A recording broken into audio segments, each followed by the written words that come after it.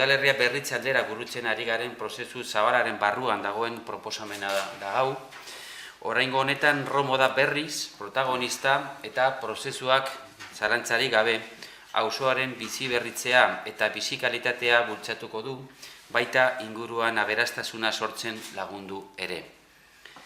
Ekipamentuak udalerrian izango duen garrantzia naiz eragingo duen esku hartzen nabarmena aprobetxatuz eta aintzat hartuz auzoaren bizitzan eginkizun nagusia burutuko duela Romo kulturetxearen ingurua egokitzeko aukera bilatzen saiatu gara.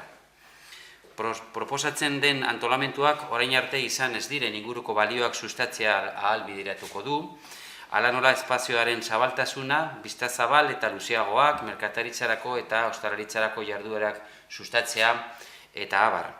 Proiektuak jarduketa integrala burutzea aurreikusten du, Romo kulturetxea hiriko eta auzoko referentetzat hartuz.